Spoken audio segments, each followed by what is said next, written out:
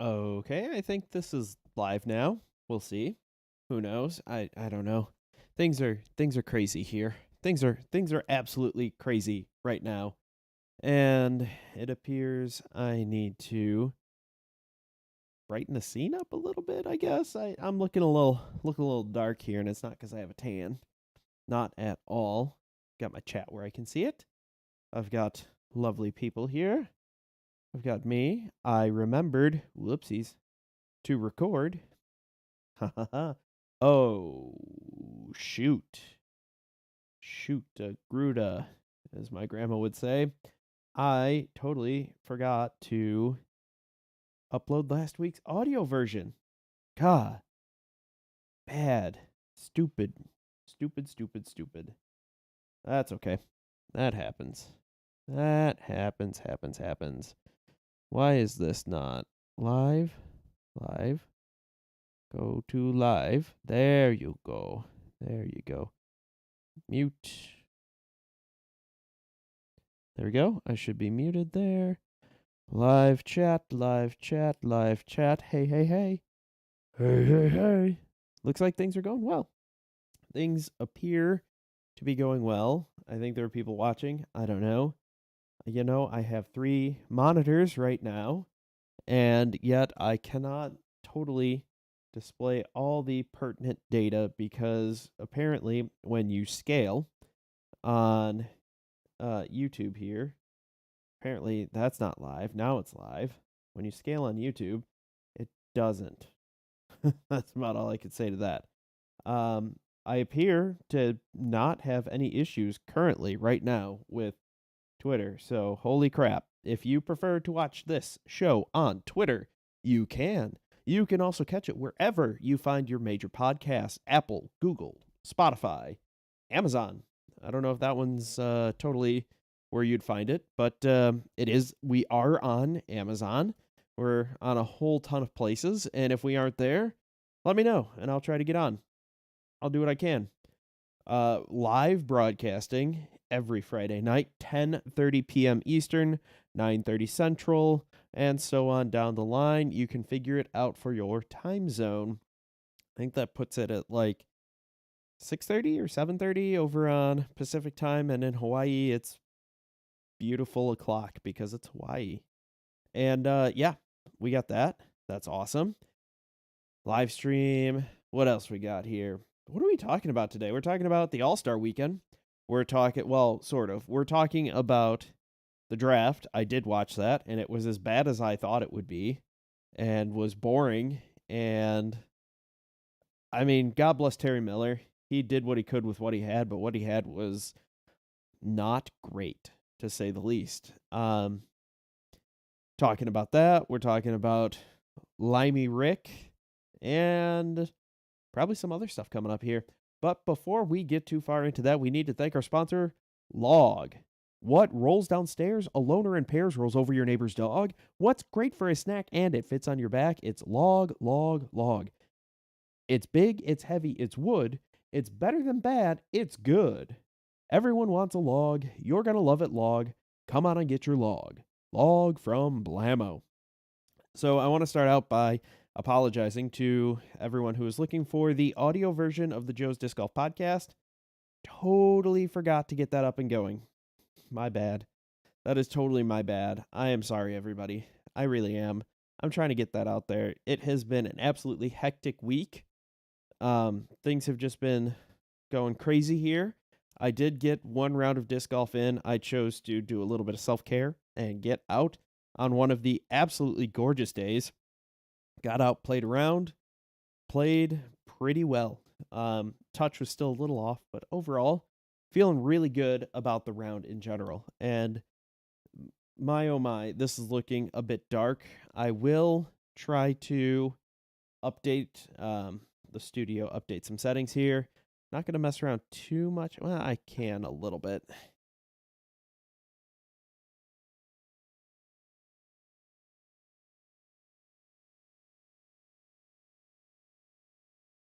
Hey, that looks a little better there. That looks a little bit better there. Awesome. At least on my end. I don't know. You guys out there, in the real world, let me know. If not, hey, it's okay. It is just fine. So, here we are. We're talking about the All-Star Day 1. We'll start there. Ooh, bless me, thank me. And right out the gate, we're going to start with the ladies here. The distance competition was a little bit underwhelming because Ella Hansen couldn't keep anything in bounds worth a damn. I mean, she threw like 300 feet, but come on. That's pretty pathetic. Could not keep anything in bounds for whatever reason.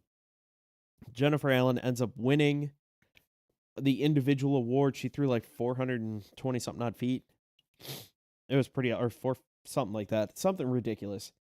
Any which who, right now, as it stands, Team Katrina is beating Team Own a whopping 3-0 with a Sarah Hokum ace in the accuracy challenge. That was really cool to watch live. It was the one, I believe they had to throw it up the gut, and she threw it up the gut. Little Annie shot there. It got up, it got going. I mean, the first two were almost right there anyway. So she was dialed in. She was doing great. It was amazing. And just absolutely blew everything out of the water there. Evelina Salonen looking awesome as well. Didn't have to putt. So everything looked good. But as you may or may not have noticed, there's only 3 points available in the skills competition, which means it ain't worth shit. The skills competition is cool, but it means diddly squat. Okay? It means absolutely nothing, which is what you're about to become. There are, another 3 points or so? I guess 3 points up for grabs tomorrow in the doubles competition, and 6 points up for grabs in the singles competition. So honestly, what you need to do, a good draft strategy, is to just draft for that, draft for the singles competition, and your doubles will just, you'll probably be fine. It's not really a big deal. And then skills competition, I mean, they're all pros. They're all really good. Just keep Henna and Evelina out of putting, and you'll be just fine. You'll be dandy, Jim Dandy, Candy, something. I don't know at all. But hey, we're going pretty great there. So that was that for Team Own and Team Katrina. We have also just going through. We had Alexis Mandujano and Katrina Allen. Wow. I almost said Charlotte for some reason. I don't have a damn clue why. That was a brain fart and a half right there, everybody. They ended up putting. They won 70-59. You get more points the further out you go. Nobody hit from 66 feet, but you only got one chance from there.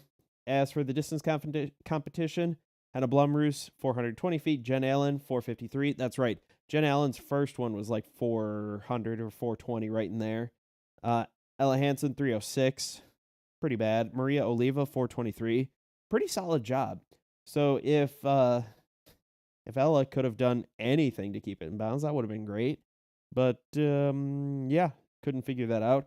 As for the accuracy competition, not even a competition there. Hokum and Salonen took it away, just ran with it, absolutely ran away with it, destroyed Kat Merch and Holland Hanley, 48-27, including the ace that Sarah Hokum had, which I believe is worth extra points. Off the top of my head, I can't remember what that is.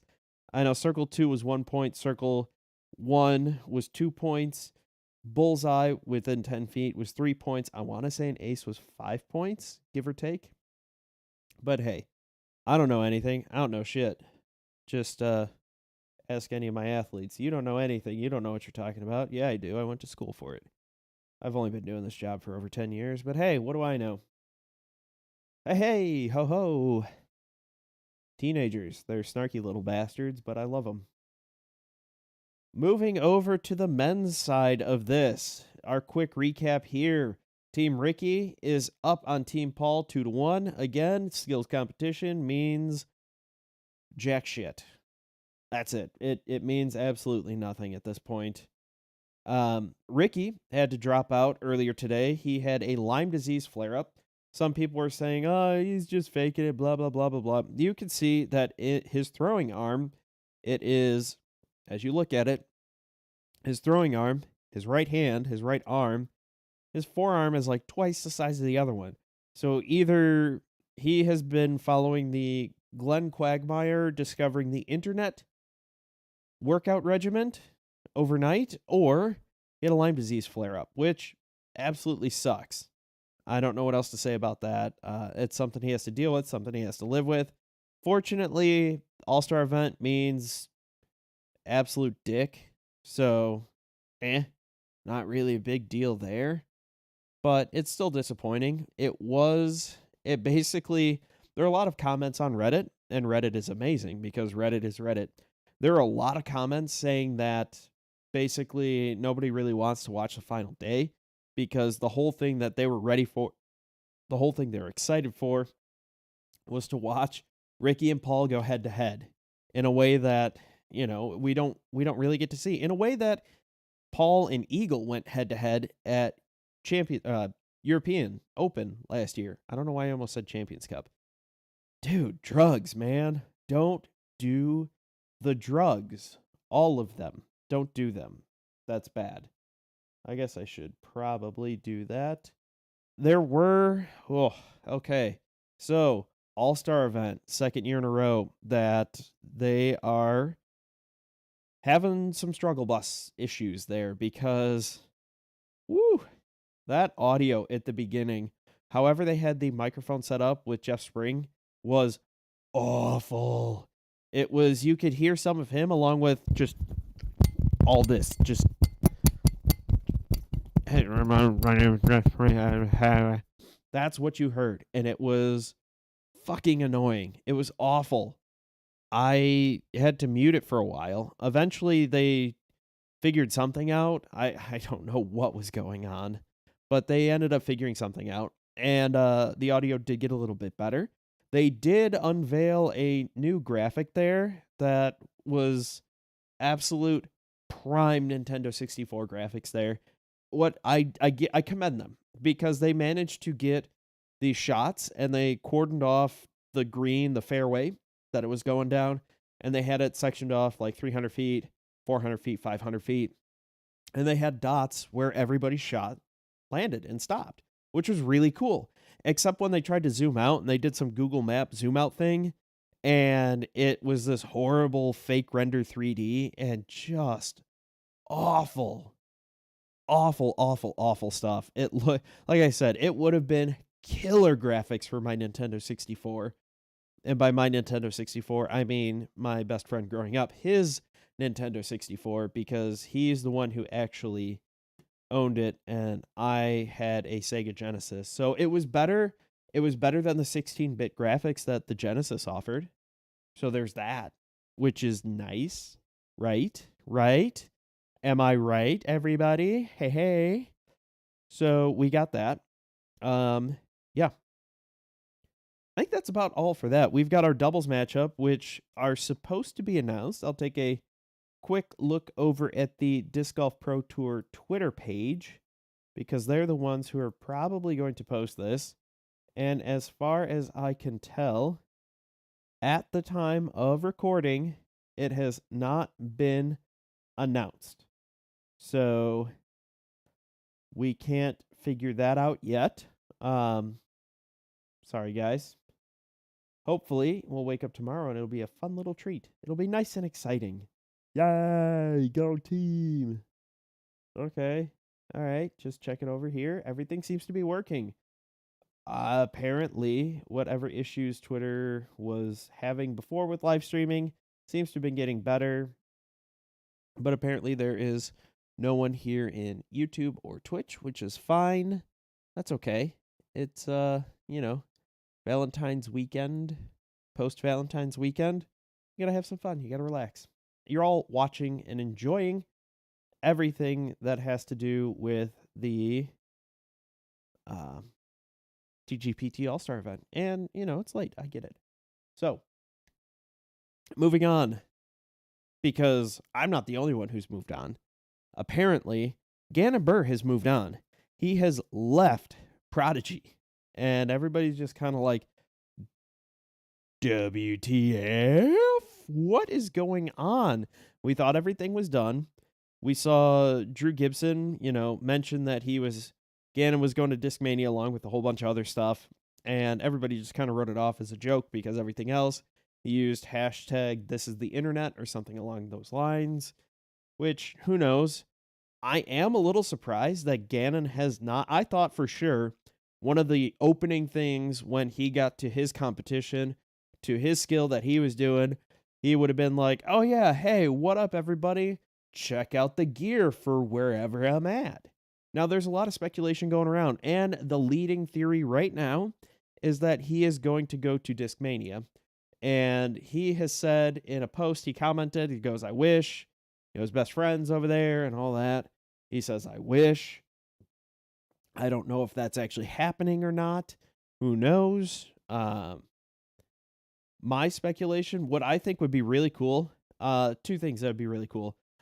Supposedly, so he did have a quick post to his story, I think it was on Instagram, and it looked like he was holding a Lone Star disc, which that'd be a huge get for Lone Star, for sure. Absolutely huge get for Lone Star, but I don't think it's them. I could be wrong. Who knows? I've been wrong on a lot of stuff. I predicted last year incorrectly that Katrina Allen would go to Dynamic Discs, and it turned out to be Kona. Whatever. I was close. One good company that I think would be two interesting companies, in my opinion. One, I don't think he's going to Innova. I don't think they'd pay him enough. He hasn't done anything to make it worth in their eyes. I'm just saying this. He won USDGC, don't get me wrong, and he's a huge up-and-coming talent. But in the eyes of Innova, they're just like, these are the things you need to do to get paid. And I doubt he's done enough of those things. So, I don't think he's going Innova. Discmania, seems to be the leading theory. Dynamic Discs, I don't think they have any money to be able to do it. I think everything's tied up in that Kona Ricky deal, especially the Ricky side. I'm judging by the numbers that they released, and they were selected by DD. I'm gonna guess that Kona's disc sales have paid for her contract for this year and probably into next year. Ricky, and let's be honest here, Kona's getting $250,000 a year, a much easier sales number to hit than $1 million. I'm not saying that's an easy sales number, 250,000, but it is a quarter of what they have to do to get Rick, not including any bonuses. That's just straight salary. This is what you get. And with Kona last year, I don't think they had to worry about paying out any bonuses. With Rick, they probably did. I don't know what his bonus structure is like. Who knows? But back to Gannon. I think one thing that could be plausible, Latitude seems to be flush with some cash, or it seems they would be. They have one big-time star that they're paying in Kristen Tatar. They do want to make a big push into the U.S. and have a bigger presence in the U.S. market. So what better person to have than this huge up-and-coming star that you can get for relatively cheap? I would say somewhere around the $250,000 to $300,000 for like a 2 or 3 year deal a year. I'd say, you sign him to like $600,000 for 2 to 3 years. I'd say that was, Gannon gets a shitload of money, and then Latitude will be able to sell a whole bunch of plastic, be able to move a whole bunch of stuff, get that bigger presence, hopefully develop a good relationship, and then in 2 years or 3 years or whatever it is, it could be a Paul Macbeth deal and go, yeah, we looked at the numbers, we need to renegotiate. You get more of the monies. You get all of the money now. I think one thing I'd love to see, which would be freaking hilarious, would be seeing him go to Westside. And I know, I'm wearing a DD shirt, Hand Eye Supply, I get it. I just mentioned the other Trilogy brand, but I think it'd be fun just to see Gannon Burr and Matty O as teammates. Think about it for a minute. I think it'd be hilarious. I think it'd be fantastic.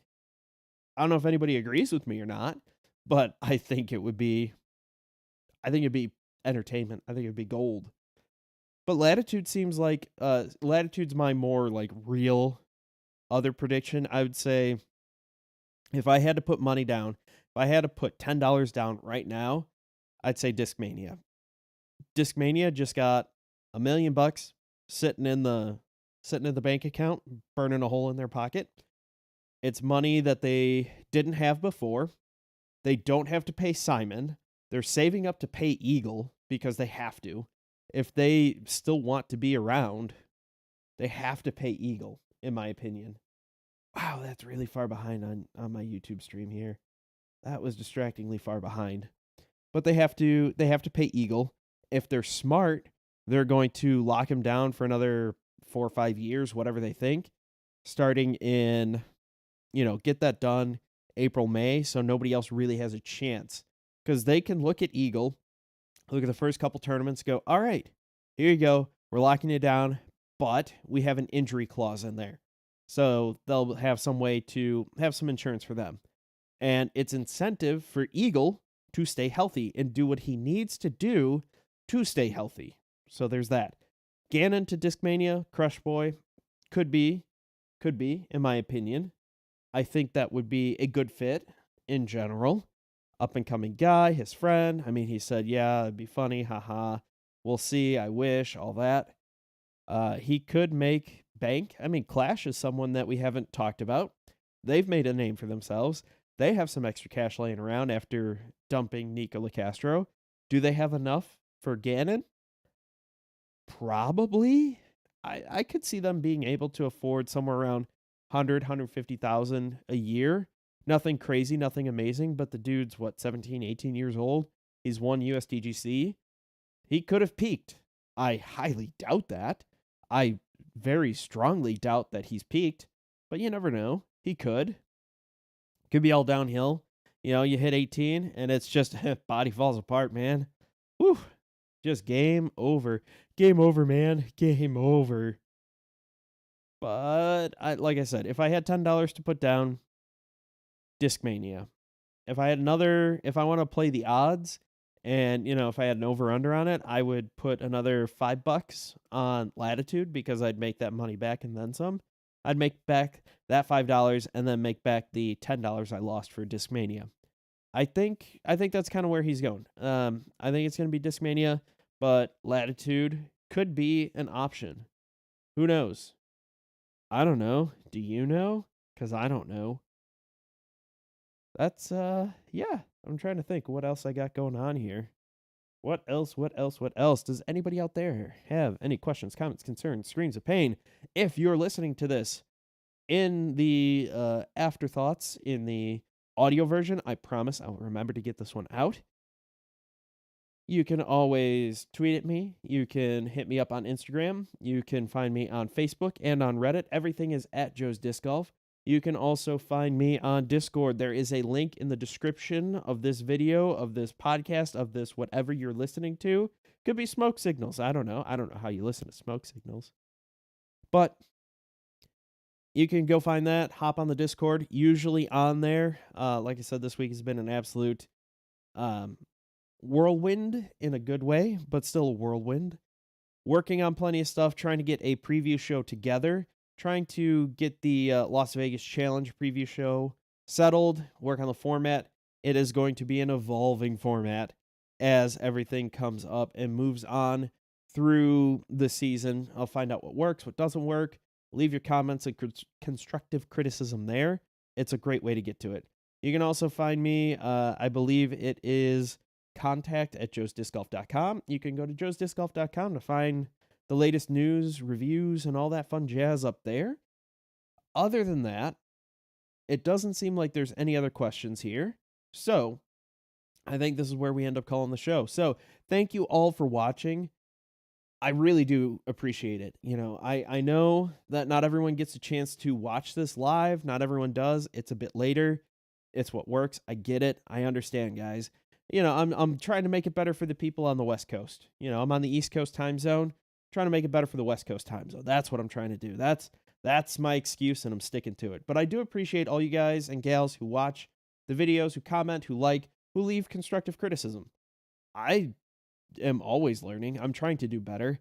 I have my degree in sports medicine, not video editing. So pacing and things like that, any constructive criticism is great.